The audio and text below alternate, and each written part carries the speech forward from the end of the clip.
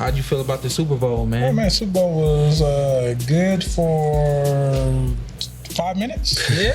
Yeah, then they got out of hand. You knew what it was going to be? No. I thought the Chiefs was going to win. I was talking to my boy, our boy KB.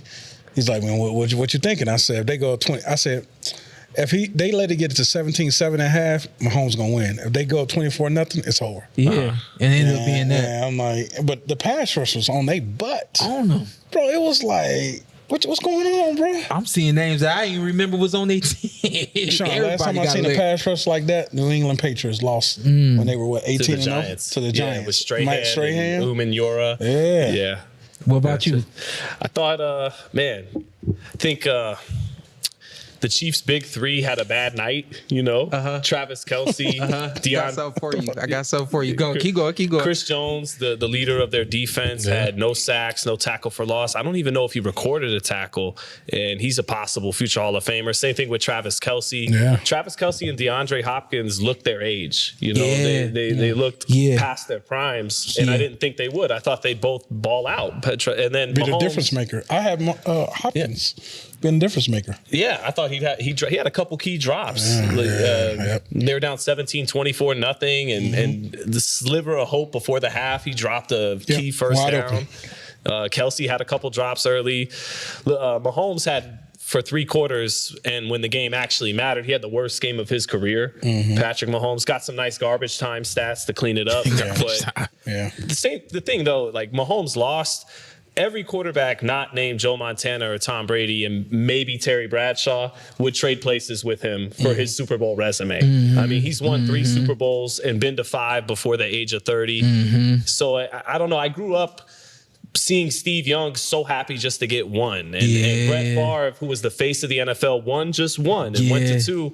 And Dan Marino went to 1 and never won 1. So it's crazy. Everybody's dunking on Mahomes, but he's still the best player of his era. But the Chiefs ran the ball 3 times in the first half. Crazy. And 11 times for the whole game. The Eagles ran the ball 45 times. You got to slow down a pass rush, man. Yeah. Everything. What slows down a pass rush is a running game. Otherwise, I'm putting my ears back and coming. So, what you think? You think too much? You gotta have trust in Patrick Mahomes, but do you think that they put too much trust early in his hands to get the ball? I mean, again, you're looking at Worthy, you're looking at Hopkins, you're looking at some legit receivers that we know can cash it in. But you think they went too focused on that too early? Yeah, especially when they're not built the way they were 3 or 4 years ago. There's no prime Tyreek Hill and prime Travis Kelce. You got Pacheco, who's been hurt a lot during the year, and Hopkins and Kelce show their age, and Worthy balled out. He balled out, but I don't know, man. They played. They're exhausted. I think they've played a full. Over the last 5 or 6 years, whenever Mahomes became the starter, they played a full season worth of postseason games, more than most teams in the NFL. So remember the Patriots when they lost in that game you mentioned earlier? It took them 7 years before they won another one after that. So the Chiefs, they might have to reload a little bit, recalibrate, and then Mahomes. Like for 3 quarters against the Niners in that first Super Bowl, and then against the Bucks, and now against the Eagles in their rematch, his fundamentals get exposed a little bit. When you don't let him extend plays and get out of the pocket and improvise, and he sometimes isn't able to do those adjustments at the line of scrimmage, get rid of the ball quickly. If you take away his bread and butter, which is extending plays and being creative, you expose his deficiencies. Funny you say that. I feel like you see his nationality when he's back there running, because he's from side to side, he black, but then when he starts taking off, he get white. Hold on, you can't say. Hold on. What? You silly for that, but listen. It got slow. He ain't that slow. He ain't that fast either. I was jittery in some of these Super Bowls. Can I say that slow? Like, just let it go. Listen, all right, we had a lot of offline conversations, like I said, that we're not going to touch. But I want to touch this one because I feel like it's safe. The conspiracy theory that the Super Bowls are scripted. Hold on before we get there. Did you ever feel like you was watching something that was scripted? At any point? The Chiefs got questionable. Like, I thought I thought it was sour grapes. Like I love the Niners, but I didn't cry about the refs. Like the Chiefs are the Chiefs. They're the best team. Mahomes is the best player in the league. But this postseason is where some of the complaints from the audience were right. Like some of those calls against Buffalo were bad, just straight up bad. So I wonder if public scrutiny, people being awake to that and putting the NFL under the gun, like, hey, we legit think you are fixing games at Chiefs for this point. Who knows? Maybe it made the NFL go, let them play, because we can't afford this. Because even in the first quarter on the first drive, when A.J. Brown got called for that offensive PI, touchy. Twitter lit up and people were like, here we go. Here we go. And so, I think it was Worthy. Like he cut across and went over to the other side of the field and the ball came to him. This is in the second quarter.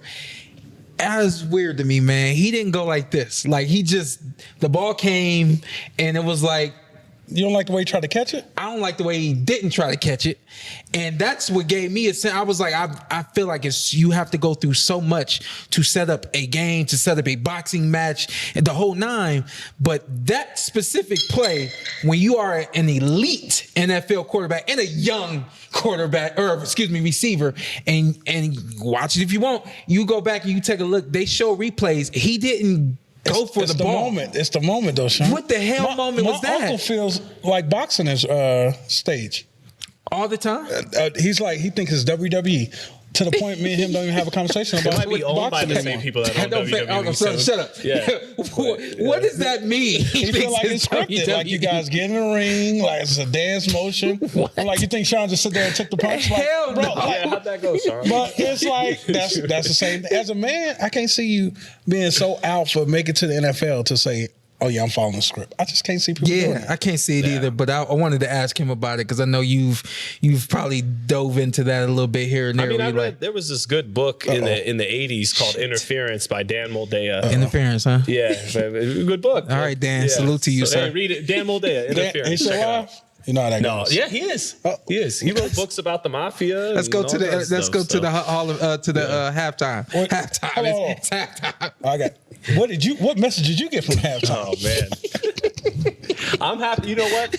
I'm just happy that people are realizing there is a message to decode with the halftime of the Super Bowl. Like, 10 years ago, you were crazy if you thought these performances were saying something deeper than just la la la la. It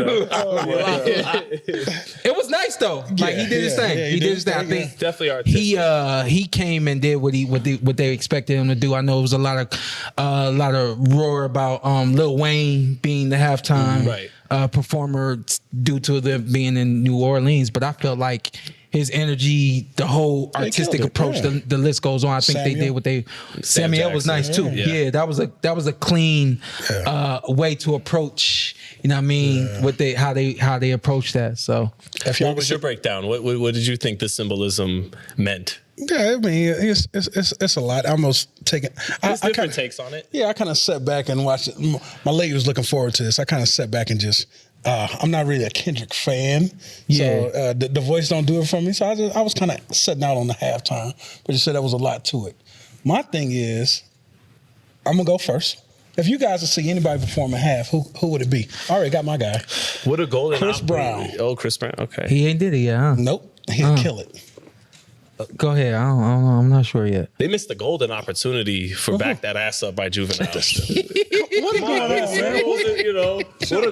just that one song. Just that one song. They could have just had him for that one song. With the orchestra. Yeah. Manny Fresh once had a whole orchestra play the beat to it. Could have done that. I'm not sure who I would go with. Yeah. I'm not sure who I would go with. Your boy did it. You missed that moment. Who? Mike Jack. Yeah, I know. Yeah. I could say it because he's already done it. So, yeah, that's my guy. I think Chris Brown will kill it. I think so too. Yeah, that'll be a real performance. Yeah. He still has a lot of fans. Chris Brown. He does.